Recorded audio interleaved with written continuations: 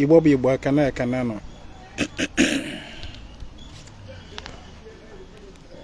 Asị m nke onye chiri ya zelu. Onye ọnụ n'afọ bụ chi nọ nso ezi mmụọ. Onye nke ji Ezinwa Anaedo malụ. Ọmụwa Akajiọfọ ogworo udu n'ifite ọrụ ifite. Ya bụ isiokwu m ji wee bịa taa. Achọrọ m ka m ntụnyekwa nke m once more maka na ọ bụla tata ka m kwubere ya. Ịma na ihe dị na ọdịnala omenala bụkwanụ ife dị n'ife mmụọ bụ ebe onye jedewere ka ọ madebere. Ebe onye jedebere ka ọ madebere. Anọ m asị na nghọta m kacha mma. Anọ m asịkwanụ na nghọta m kacha njọ. Kama na ihe dị n'ụwa bụ ebe onye jedebere ka ọ madebere. A na-eje njem na mmụọ na-ejekwazi na mmadụ. A na-ajụ ese na mmụọ na-ajụkwazi na mmadụ. Anyị ga-aghọta gbasatala agwamọgwụ. Gbasara agwamọgwụ. Yes. Ọ bụ eziokwu. Ịgwọ ọgwụ bụ part of Igbo. It is part of Igbo. OMENANỊ Igbo. Mana ọrụ mana enwere nwee ihe dị adị. Enwere nwekwazi ihe dị adị. Enwere omenala nwee ọdịnala. Omenala bụ ụzọ ndị si ejekwunya bụ ife dị adị. Ụzọ ndị si eme nya bụ ife dị adị. Ọnya ọnya mere na abịazie na mba dị iche iche meziri omenkefa. Enwere ike ọ bụla ofu okwu ka a na-ekwu mana ụzọ esizi ekwu ya dị iche. Ana m ada eji ike ọrụ ugbo wee maa atụ. Ọ bụ ife dị adị na ọ bụrụ na ị were ọka tinye na anị dị fertile, ana dị rich, na ọka ahụ ga-epu ome. Ọ ga-agbanye mgbọrọgwụ. Ọ ga-epu ome. Ọ ga-emesịa mee gịnị metakwa ọka. Ọwa ọ dị adị. Ọka ahụ ofu mkpụrụ ọka anyị were kụnye ga-emecha metakwa ọka. Oke ọka. Ọ bụ ihe dị adị. Abịazie otu ndị sizi akọzi ya bụ ọka bụzi ife ome. Ọ ebe a ka ndị iche na-adịzi. N'otu anyị si akụ ọka na be anyị ebe a na na-edo anyị nwere ike ọ dị iche n'otu ndị ọzọ si akụ. O nwere ike ọ bụrụ na na-edo anyị na anyị na-akwụ ọtọ were akụnye ya. Eje obodo ọzọ ọ na ha na-agbado isi na were akụnye dị ọka. Eje obodo ọzọ ọ na ha na-edina were akụnye dị ọka. The most important, the basic thing nọ dị bụ na at the end of the day ọka ka a ga-eme gịnị ka a ga-enwetakwa. Irrespective of how you plant it. Maka na ọ bụ ihe dị adị. I spent some of my lifetime in some part of Edo State when I was growing up. Mbịa nchọpụta na otu fa si akọ akpụ. That part of Edo State ebe m nọ. Otu fa si akọ akpụ bụ na abịa egbujisie dị okporo akpụ egbujisie ya.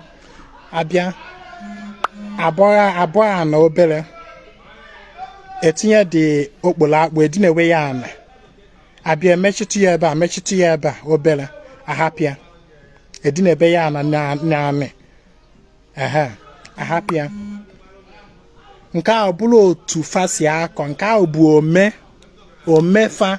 Mana abịa na be anyị ebe a anyị na-akọ akpụ anyị na-ebu ụzọ bakọnye aja.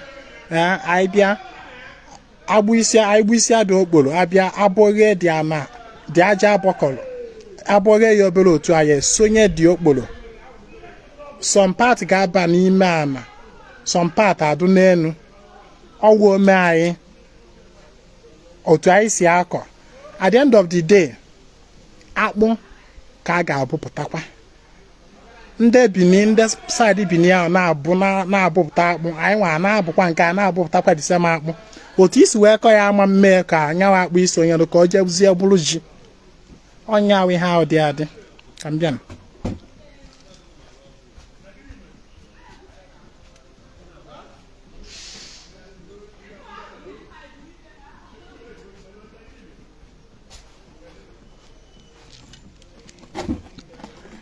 abịa omenanị ọkwanye nya bụ religion nya bụ culture n'ime ka tradition dị ọ dị iche iche it varies it varies it is people's understanding about ife dị adị and otu fa si ejekwunya bụ ihe ahụ dị adị that is the now I am telling you that na ihe dị adị ọdịnanị ihe dị adị bụ na mmekọrịta mmadụ na mmụọ bụ aja nyawa ọdịnanị na mmekọrịta mmadụ na mmụọ ọwa aja maka na ọ dị adị is just natural. It's just natural that man existence in this realm of existence is maintained by aja, give and take. Give and take. That is aja is what maintains existence in this plane of existence. Our aja. Give and take. Na mụ na gị na-adị ndụ n'ụwa ọwa aja anyị na-achụ kemgbe nne mụrụ anyị ka na-achụ ya wee ruo taa ka na-achụ ya wee rukwa echi ọwa aja bụ ife na-eme ka anyị dị ndụ ana m ada ekwubia the number one basic aja na-edebe mmadụ ndụ bụ ume anyị na-eku eku nya number one aja onye ọbụla na-achụ whether you know it or not, whether you are aware of it or not, ume anyị na-eku eku ọwa aja ka ọ bụ na mmadụ ikuru ume ikuru oxygen bụ na onye ahụ kupụtara carbon dioxide na onye ahụ wolu nke o nwere n'ime wepụta nye the environment wee nye ya oxygen exchange, give me this and take that, give and take ọwa aja ka ọ bụ give and take ọwa aja adụ n'ume mmadụ na-eku eku nyaawụ na mmadụ dị ndụ. That is what maintains life. Ihe na-maintain life and existence here bụ aja ọdịnanị ọbụla ọgwụ. I want you guys to get this. ọbụla omenanị ọbụla ọgwụ na ọgwụ omenanị ka ọ bụ mana the basis of man's relationship with the spirit n'ụwa anyị na ọbụ aja ọwa aja give and take. Ndị gboo ndị tọrọ nta na obibi mmadụ n'ụwa ghọtara ihe ọfụma onye mere ha bịa hazichaa ụzọ aja ọba aja abịazie na nke ọzọ bụ ịgwọ ọgwụ omenanị ma ụmụ alụkwọ omenanị bụ ntu ndị si wee ghọta wee chọọ isi na-eme ife ọnya na ịgwọ ọgwụ omenanị ọ bụ ife kpatara ịgwọ ọgwụ. Ife kpatara ịgwọ ọgwụ. For example, most of omenanị dị iche iche n'obodo dị iche iche bụ gịnị? As a matter of necessity or convenience ka the people ji wee si oke ka isi otu a na-eme ha ọnya Okay, for example, na anụ nwaanyị bụ omenanị. Emume anụ nwaanyị, usoro anụ nwaanyị ọwụ omenanị. N'ọwa obodo dị iche iche, obodo na-abịa kpekọrịta si oke na onye ọbụla na-abịa ịbịa anụ nwaanyị bụ anụ ada anyị, nọọ ihe dị otu a ka ọ ga-enye anyị. Anyị wee gọzie ya, kpọrọ nwaanyị kpọnye ya. Nke a wụlọ ọwụ ome. Ọ bụrụ na enwere ihe dị ka anụ nwaanyị, they wouldn't have been that process of anụ nwaanyị. I am driving you guys at something so that you understand me. Omenanị is about the people's way of doing things in a way that will be convenient for them based on their sometimes topography even affects omenanị. Topography or the climate of a place even affects their omenanị. For example, o nwere mbọsị njelu ọrụ mmụọ na Atani na Anambra steeti ebe m ga-alụrụ mmadụ ọrụ. Wee luo there. That was my first time of being to Atani. Ebe agbara Atani ọgbaru local government. Wee mfụta that na far away ana mmiri. And otu fa si alụ n'ọfa na otu fa si akọ ọrụ fa is entirely different from otu anyị nwa si eme na side anyị ebe. It's entirely different. They had to adapt to their own climate or topography. I don't know if I said they had to design their ome to suit their condition. The same thing with our own. Topography and the environment, the climate and all that, many things influences ome of a people. Man, or the we fed the adi, or the adi, whether you like it or not. Man, be a joke dear. Ni wolo okute keta, I worry okuta, etona ye no, or that she atakwa. Nani, all the adi, a blonde madu media. ỌDỊNANỊ, all the adi, it's not human being that made it.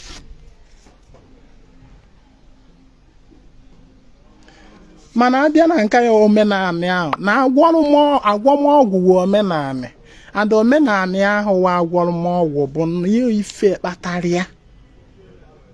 Ife kpatara eji wee gwọba ọgwụ. Mana aja na-achụ achụ, ọ bụrụ ife kpata, ọ bụrụ how do I put it? It is just something that is just there, natural, that my existence here is maintained by that circle, give and take circle. Ịgwọ ọgwụ bụ ife kpatara ya. Ụbọchị wulu gboo mgbe n'ụwa anọsa, when ndị aka na-egede, the first aboriginal human beings that existed here, when they were here, they had nothing to do with agwọmọgwụ because there were no need for ọgwụ.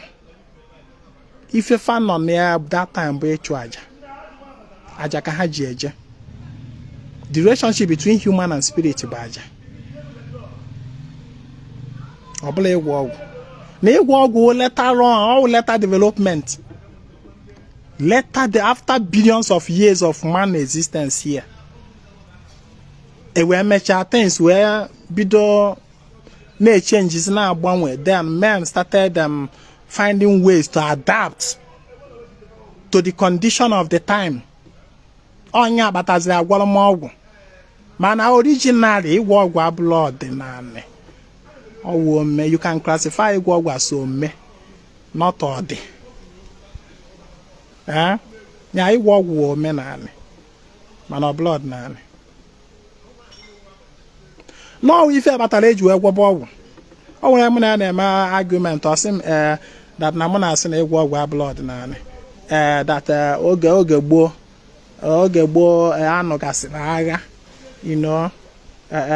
invaders, ndị mmadụ nọkọta otu a village invade to take over the village, wee ka ọwụ na the village na ha pere mpe na mmadụ n'ọnụ ọgụgụ, abịazie ndị dibịa n'ebe ahụ eje gwọọ ọgwụ atụ egbo ka those invaders na-alụ azụ wee secure the village. Ọsị m na a na-emebi gboo nsị ehe a na-emebi gboo, but then kedu ihe megidelu mmadụ wee ruo to the point na ọ ya ije invade obodo na-abụlọ nya nwe? Also, it is something that necessitated that ịgwọ ọgwụ. Onye ha na-agwọ ọnụ. It is something, the condition of the time, that necessitated ịgwọ ọgwụ. Yes, na ebe ọ bụ na mmadụ adịgo that wicked, too unreasonable, ka ọ ganalụ mmadụ ibie anị ya, ka ọ chọpịa. Therefore, the village have to devise a means to protect themselves. Onya abụzi that ịgwọ ọgwụ ewebatara. In that sense.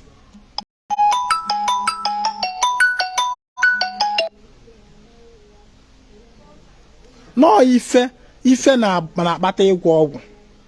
Ịgwọ ọgwụ adụbụlọ. When I talk about ugbo, I'm talking about the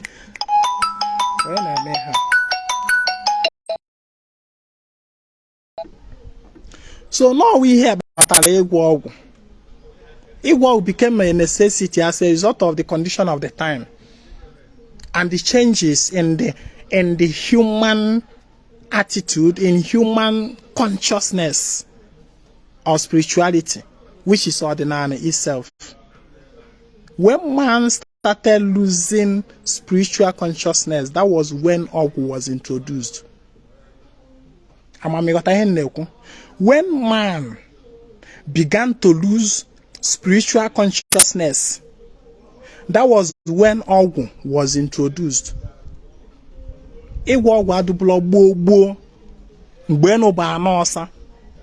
When men were still highly spiritually conscious. Ọdụbụlọ mgbe ỌGWụ ọdịnala purely we fed omenala apụta abụrụ.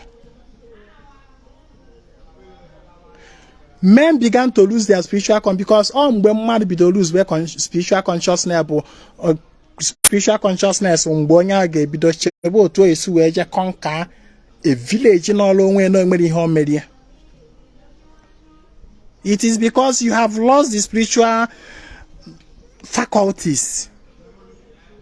Greediness have already started setting in. Greediness, selfishness. It is man's lower tendencies that necessitated ịgwọ ọgwụ. It is man's mmadụ ịhapụ ọkwa ya, ọkwa okike mewerie, where this is selfishness is not part of man. Man just developed it out of his will. Greediness and all that. All may have measures in a state, yeah, mewezia na aga na agwọ ọgwụ. Ịghọta mmadụ agwazi ọgwụ ka o wee chekwawa onwe n'aka mmadụ ibie for protection. Mmadụ echewezie ka m mesi wee mee na ọ na m achekwa ahụhụ enwe m na mmadụ ibe m nwee ike ịbịa gbu m. But on a very good day, when all men living on the face of the earth was more spiritually minded, was living their natural life, there was no need for mmadụ igbu mmadụ ibie. Mgbe ada alọ na ada agba fence, mmadụ anaghị eme je chọrọ security ya na guide ya. No, mgbe mmadụ megide mgbe chi ji were ji ebe ọfụlọ dị na lala ọla ụtụtụ chi efu okwu n'ikwa njem. Ọ bụrụ nke nọ ya na-atụ ụjọ mmadụ ibe ịbịa gbu ya, ma mmadụ ibe ịbịa zuru ife ya. Because man in his original spiritual consciousness, mana the divine principle state that aka go onye n'ife onwero, that is divine principle. Aka ga onye n'ife o debelu na ife idebe ha ife onye ọzọ debelu mmadụ ọzọ debelu na aka ekwesịrị ịga ọ na without eme ụka onye ahụ marụ. In fact, ọ na-emedo in a man's natural living. Ka mgba gị n'ọnyawa ọdịnanị dị adị man's natural ịmana mmadụ naturally enwere ike ịga wolu mkpụrụ osisi a na-amịpụtalụ lie for his own good without agbawa na aha okwu ana umenya ukwu isi. Yes, n'ọdịnanị Igbo na mmadụ enwere ike ije wolu ife a na-amịpụtara there for his own good and benefit without first of all achụnye ule aja to that ani. Maka na ọ mara ife ahụ ọ na-eji iwelu na ọ bụla nya nwe therefore there is a need to ịgba onye nwenụ na onwe. So when man was originally in that high spiritual consciousness, man understand that ihe na abụla mmụ debelu, I shouldn't take it without eme ụka onye nwe mmalụ. Did you know that when the first existence of man began, before mmadụ aga na mmiri, natural flowing water, kuru mmiri ka ọ ṅụọ, ọ ga-agbagodo mmụọ nwe dị mmiri, they will do that mmiri there. Ọ ga-agwụ ya. Ọ ga-achụnyere ya aja. Ọ ga-enye ya ife wee nwee ike wee kuru that mmiri maka na ọ give and take aja. Ife ya na-agba gị na-ekwu okwu na-aghọta ihe na-akọwa. Mmadụ enweghị ike ije kuru mmiri na mmiri na-agala n'ọlụ onwe ya o ṅụọ without ebu ụzọ mee gịnị kpọtụrụ mmụọ nwe mmiri a maka na mmadụ was highly spiritually inclined matter that na ihe ọbụla nwelu ihe dewere ya. N'ogbe m ebe anụma my uncle na-eme dibịa, nwanne nna m na-eme dibịa. Unu nwere ike ịfụga in one of my old pictures and videos maka ọ gasịrị ụfọdụ ọrụ o nyere m aka wee alụ.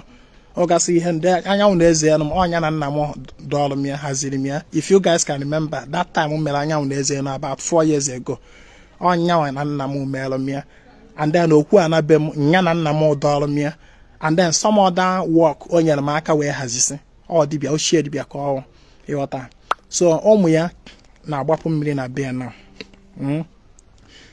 and before ebido ya ọ bịa gwa m asị m na-ekwu ihe na-eme na ụmụ ya abatakwa n'ego nke na ya agbapụrụ ya mmiri maka na ha nata na December wee fụ na mmiri adịghọ na and ichute mmiri access to water na-esi ike fa wee chọọ ka agbapụọ mmiri na be ha ka nna ha na-enwe mmiri. So nna ya bịa gwa m oge ọ gbara m ya nsị ya oh wonderful maka it's just close to me here ịghọta nsị ya no it's a wonderful idea. Mbịa ntụnye ya alụ nsị ya na mụ ma na-ewu dibịa ochie dibịa na mụ nwata n'ebe ị nọ mana ka ntụnyekwa gị ala ada ama mmadụ nwere ike ichefu. Nsị ya ịma na ịgbapụ mmiri ya number 1 ana ka ị ga-drill ana nsị ya na ọkwa ana ka a ga-atụpụ gido yo wee gbada na mmiri. Nsị ya marakwa that na you are accessing 2 realms. Anụrụ m ya nnọọ na nye obele nsị ya you are accessing 2 realms. Nsị ya na access anị and mmiri malụkwa amarụ na these 2 realms na-aga appease fa before ebido ọlụ ya ihe mgbara ya. Ọsị m oo na-ema ha na nye egotecha ọsị m na nye egotecha narị materials nya ga mgbasa ọ na-agba m ihe anụ ahụ nkwọ ọsị m na-echi ebe eke ka ọ dị gịnị dị ka anya ga-kpado nya ya emedosi ihe niile ahụ na ị ga-enye ndị mmiri oke nke ha nye aja na oke nke ya gudosi alụfa gbakwuo dị ndị isi okwu ịghọta na a na-achọ ịgbapụ mmiri. Sị ya yes na otu aka nsi emere ya thumb up yes ịma ihe a na-alụ because ihe anụnwa bụ the Igbo pattern of doing things. You don't just wake up and start drilling. Ị na-drill anị ka ị wee gbapuo mmiri without first of all ịgba mmụọ nwe mmiri n'ihi na-abatakwa na be. It's just like mmadụ ịbata na be kwụọ fence wee kwụbata. You send ya nkịta osi ya atajie ya ụkwụ. Chase that nonsense person out of fear. Maka na ebe ị na-abata blong gị it's not your realm.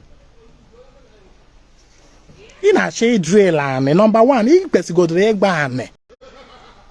Oge na-achọ ibido ụlọ m anụnwa nna fụ eji nwa wee na-akpago. Oge m na-achọ ime foundation ya ejigodo m ofu nnekwu na ọjị na mmanya wee jee na ana be nna m wee jee gbaa n'okwu si ya na-ekwu ihe na-achọ ime, maka na ihe anụ keta jebu ana ibu dịka ụlọ without agba ya. Ana ahụ jụkwa na ụlọ ahụ ya akwụ. Ana ahụ sere isi efe ụlọ ahụ katakata ihe niile tikpọọ ka na ịma ọ na-ana nwere ike isere isi. Ife anaghị eme ọjọọ so ome ka ochie kiri obere ụlọ ahụ kitikiti everything ndakpọ ka na ịma ha ọjọọ so megharị ahụ obere ha na-ajọ ọsọ megharị ahụ obere efe ụlọ gị ahụ everything elu ana ego ahụ na ahụ n'iyi ya na ịma ha. Eji m ofu nnekwu ịghọta na ọjị na mmanya wee jekwula ana gwa ya ihe m chọrọ ime. O nwere ụkwakwụ n'iru be m ebe anụ a before, for most of you that have been to my place in the years past. O nwere nnukwute ụkwa mgbara na ụkwa ahụ tọrọ nna m atọ ya. Ụkwa ahụ no-go like 300 something years before mgbuo data ụkwa, before mgbuo dị ụkwa. Emere m gịnị? Eji m ya oke ọkpa na nnekwu. That was oge m chọrọ ịgba fence ma na eji m ya ofu oke ọkpa na ofu nnekwu na ọjị na mmanya wee jee na okwu ana be nna m, okwu ana be m wee gbaa na okwu gbakwuo ndị ishie kụrụ nya ụkwa na ọhọ mmụọ kọrọ. I have to inform the people that left the ụkwa na ọ bụrụ m nwe. I can't just go and remove it like that as if na ọmụ deberie.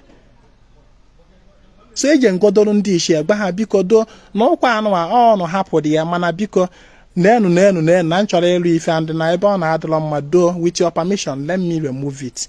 Kama na mma azọgharịzi nwa ya.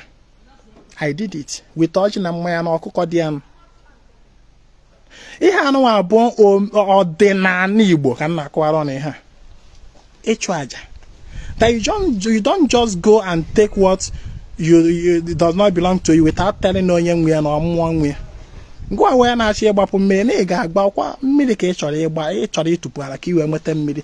Ị kwesịrị ime ka mmụọ nwe mmiri mmalụ, ka mmụọ nwe mmiri mmalụ, mmiri ahụ ị chọrọ ya access ka ha malụ. Emeghị ife anụ a na-ebute problem. Ọ na-ebute mmadụ ịma na ihe anụ nna ha agwa ụnụ. Ọ na-ebute even mmadụ ọ nọ ihe ka na anọ manụ drill nke a na-eme. O nwere ike ime a na-ezedo onye ahụ na n'ime ana na were drill that thing. O mego ofu ebe o mere na be ya ebe mmadụ mmiri ka a na-agbapụ the person on the process there na zekpuchido the person there. The person couldn't come out again. Otu aka esi wee close that mmiri a na-agbapụ ọzọ. Because of what? You didn't appease ane. Neither did you appease mmiri na ejekwu. Ya wo ọdịnala Igbo. Do you understand? So no be ife melo when man now began to fall in his grace, when man now began to build up selfishness, to build up stealing, mmadụ chọziri ka o jee gbawa mmụọ aka narịa ife onwe forcefully. Mmadụ chọrọ ka ọ gbawa mmadụ ibe ya aka narịa ife onwe forcefully. Ọnya buteziri ịgwọ ọgwụ. These are what now necessitated agwọmọgwụ. Agwọmọgwụ mmadụ boycott natural principle. Mmadụ boycott aja. Ọnya agwọmọgwụ. To give a command forcefully, a command that must be obeyed. Ọnya ịgwọ ọgwụ. So mgbe mmadụ bidoziri ịmago chebo dịka echiche a mewe mmadụ nya when humans started losing spiritual consciousness, ewe werezie agwọrọmọgwụ wee tinyezie ka mmadụ wee nwee ike dị na. If not, kedu ihe anọkata nnọọ asị na mmadụ na-agwọ ọgwụ for protection, asị ọgwụ ọgwụ ka ya onwe ya n'ahụ. Ọgwụ anyị na-aka ya onwe ya n'ahụ for what purpose? For ka mmadụ ibe ụgha na-egbutewo now. ọ na-eve good ọ bụrụ na mmadụ agha anọkọta otu a jee gbuo onye na-enwere ife o merie iyi aka ya data ọgwụ onye ihe a na-agwọ n'ọbụ ife kpatalụ data agwọrọmọgwụ na ọgwọrọmọgwụ abụla ọdịnala Igbo na ife ọdịnala Igbo waja mana ịgwọ ọgwụ omenanị ọwụ ife necessitate ife kpatalịa so ka ịghọta ihe a na-ekwu ngwa abụghị na-eme argument na ka mmadụ esi wee na-asị na ịgwọ ọgwụ abụla ọdịnala Igbo ka ịghọta ihe mere nọ oke ị na-agwọ ọgwụ ka ị wee kpata ego asị agwọ oke ite agwọ awele agwọ nke ihe ọgwụ anyị na-agwọ what it simply means bụ na ị chọrọ ịnapụta mmụọ with force ihe ahụ bụ nke mmụọ ị chọrọ ịnapụta ya with force ma ị chọrọ ịnapụta mmadụ ife with force that is ịgwọ ọgwụ oke awele asị na ọfa azụmahịa nọ naghị nọ na shọpụ gị otu a na ndị kọstọma bịa ha na-eje na shọpụ ndị ọzọ na anaghị abịa na nke gị therefore ka ịgwọ ọgwụ anyị na-agwọ is now to give a forceful command ka ndị kọstọmas ya na-agarụ ndị ọzọ ka ha bido bịawarụ gị by the virtue of that ọgwụ ị na-agwọ ị na-agbawa ndị business ibe gị ị na-agbawa ha aka to collect their customers to yourself. That is what it means. Awele anyị na-agwọ, that is what it means. Ọgwụ anyị na-agwọ, oke ite anyị na-agwọ, whatever, that is what it means. Ọgwụ azụmahịa anyị na-agwọ, that is what it means. Ka ị gbawa ndị business ibe gị ndị customers na-ejere ka ị gbawa afọ aka na-akọrọ ha customers ya. And also to forcefully command the customers ka ha bido bịa na nke gị even when they don't want to. Force, anything ịgwọrọmọgwụ is about force. Applying force in nature, that is all. All greediness battalion. Greediness battalion. So mgbe for na onye nke na-egwọrọ onye nke na-egwọ customers na-ejere for na ha abịazire gị go on onwe gị, you now be forced to go and go your own. So therefore it is man's greediness and the inhumanity to fellow man that necessitated ọgwụ. It is man's greediness and inhumanity to his fellow man that necessitated agwọrọmọgwụ. Yes, onye mere ọdịnala abụla maka ịgwọ ọgwụ mana ịgwọ ọgwụ ome. And the one thing about OMENANỊ, it's not perfect it's not as perfect as ỌDỊNANỊ. So ihe anụ bụ the message nji wee bịa tata. Achọrọ m ka o tee aka. I've hit my point. So mụ bụ Ezinwa na-akọwalụ gị na ịgwọ ọgwụ abụla ọdịnanị. I have my reasons. My reasons bụ ihe a mgbarụ gị na. My reasons bụ these things mgbarụ gị. Ịghọta? But that on a very good day, when man is in his natural spiritual consciousness and reasoning, Abamon na mmadụ anaghị anọkọta je wori ife ọbụla nya debere without telling the owner. It is when you and I started stealing from each other that ịgwọ ọgwụ now became a necessity, or it became introduced for you and I to protect ourselves from each other. No possible bomb boss oge no ba na osa Abamon na mmadụ enwere ike ịgakulu mmiri from osimiri nwụọ without ashunye olu osimiri aja. Na mmadụ enwere ike ije kpalụ kalu mkpụrụ isi ukwu isi mepụtara taa without agbara na ahụ mmenya ukwu isi okwu ashunye olu ya aja. Na ife Igbo ji eje ewe aja ọ bụla ịgwọ ọgwụ. Nye m nke a ka nye m nke jide nke a ka nye m nke ni, that is aja. That is normal way of living. Na mmadụ enwere ike ịga kpala akwụkwọ nri nọ n'ime ọfịa ka o wee sie nri rie without eme ogene achụnyewa aja to data na ahụ nwenyawa akwụkwọ nri. Every single damn thing man make use of here in this existence, man pays for it through aja. Man pays for it through aja. But when man became so greedy that he want to reap where he did not sow and doesn't want to pay, then ịgwọ man now begin to war to protect himself from the attack, from not attack, but from the repercussion. Because na mo no bem ibia ka ibia na lam ife mgbelu na ablo no ngunwe. I will now have to protect myself. And you yourself also, maka na imo aka nsi we ekpado ku ofuma. Agwolo mo ọgwụ karizia. Asị na alụ gba afọ ọbụla omenanị. Na ịgwọ ọgwụ abụla ọdịnala Igbo. Ịgwọ ọgwụ ma asị kene n'ọwa alụ gbala afọ.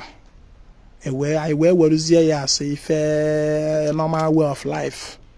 Ịgwọ ọgwụ abụla normal way of life for ndị Igbo. Ịgwọ ọgwụ omenanị ọbụla ọdịnala. Check here no any reason at all. One go nwa dibia na claim na ịgwọ ọgwụ ọdịnala Igbo. Just check godo. Ọgwụ niile na agwọ for what reason? Check the purpose, check the basic foundational reason for that ọgwụ. You can for that now one way or the other it is connected to man's greediness and inhumanity to human. Yes, check ọgwụ ọbụla na agwọ check ye. It is man's greediness. It is man's attempt or effort imegide mmụọ ma ọ bụ mmadụ. Onye ọgwụ. Igbo kwuru sị nwa mmụọ emewune nwa mmadụ, nwa mmadụ emewune nwa mmụọ. On a very good day, when this principle is lived by man, there is no need for ọgwụ. There is no need for ọgwụ. Go away now, we check the foundational reason why you have that in one way or the other, it is connected to man's greediness. If I only be by force, greediness. Ego I only be by force or cholo not greediness. Greediness. Nature ka ịgwọ ọgwụ anụ ka iwe protect ya na amahụ ndị a na-eze na onye chi na-azọ n'azụ onwe ka mmadụ ibe m ga na-ebute na it is greediness. That is to protect yourself for the greediness of your fellow man. Check ọgwụ ọbụla a na-agwọ in one way or the other it is connected to man's greediness and inhumanity to man and spirit. Onyawo ihe na-ebute ịgwọ ọgwụ. Check ọgwụ niile a na-agwọ agwọ. Check even no matter even the so-called akogeri anyị na-eke. Ịma na ọgwụ ka ọ bụ akogeri a na-eke. Ya ike amosu, ike ndị uke ọgwụ ka ọ bụ. Mana ọ na anyị mezie akpapụ ya na aja. Ebuna na agụ ma ọ akpapụ n'ezi. Ọgwụ ka ọ. Mana ana m agba ndị mmadụ, ask yourself number one question good, what came about? What triggered that akogeri? What triggered that ỌGWỤ? What triggered that amosu? Is it not human inhumanity to human? Is it not man's injustice to spirits that triggers the akogeri, that triggers the uke, that triggers the amosu or whatever? Is it not? Agba no onye na-enwere ife omere na amosu aha ate ya. Onye enwere ife omeru akogeri adịghị enye nsogbu. Onye nwere ife omeru uke anaghị enye nsogbu. O bụrụ nnọọ na mmụọ niile gị na ha ebi ụwa niile enye ha oke ha. Why ọgbana uke eji esi elu n'isi gị? Why? Mmụọ niile gị na ha ebi ụwa nnọọ ị na-echukwafa, ị na-enye ha oke. Keduzi ebe ọgbana uke ya esi wee bata? Ọ ha achị bata. Onwe ha mmụọ na-achị iduputere akụ ọgbana uke maka gịnị niile enye ya oke. It is when you now begin to be unjust to your spirit forces by denying them their right. That is when ọgbana uke begin to attack you. Therefore, it is not a solution to it. It just ikebefa, inekefa. If we be na eke ọgbana uke doro ya know that na ihe ọ na-eme bụ giving a command that must be obeyed by fire by force. I mean, the cake one who get today, Tata no Akinya Chalonia and Subu. If the words that are being used, or don't that now, on a very good day, everything being equal, it had drawn necessary. Draw necessary. All human injustice to man and spirit. All nya buteria.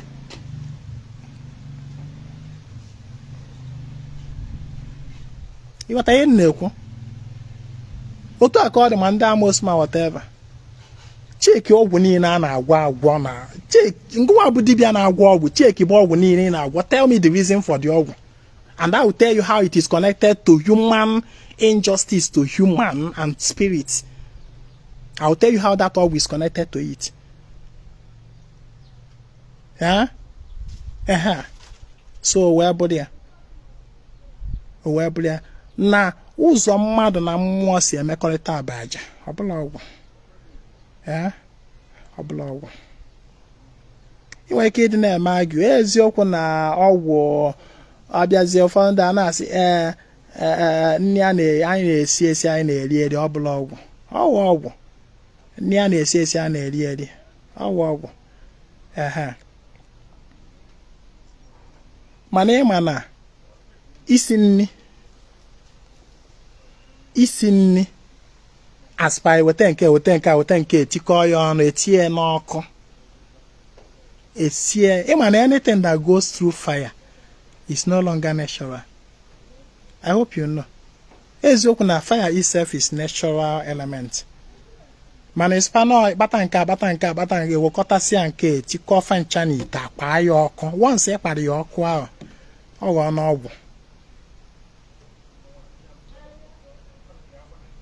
n'ọgwụ. Oge anụwa na-agwa ọnụ mgbe mmadụ when man's existence here first started.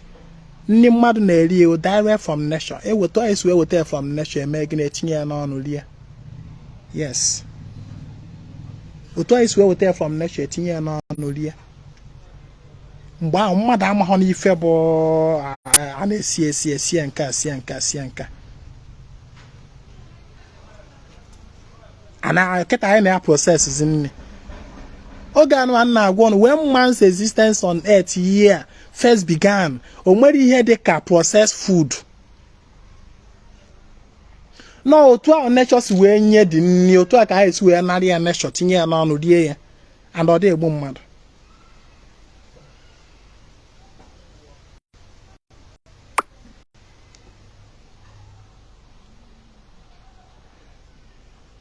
So I'm going to say that no to an ịGWỌ na ịGWỌ na ọ bụla atụ ọkwa ngị na ịGWỌ adọrọkwa mma na m na-asị na ịGWỌ abụrọkwa ọdịnala Igbo emi nọ na ịGWỌ adịla mma ọ bụrọkwa ihe m kwuru ọ dị mma ọ dị nnọọ mma mana ọ malụ nke na-agwọ ọ bụrụ na ịGWỌ nnọọ sọ nri a na-eri nwanne ka agwọ bịa ka anyị na-eri nri I have to stop here, please. I have to stop here. So, I hope my message today is clear. My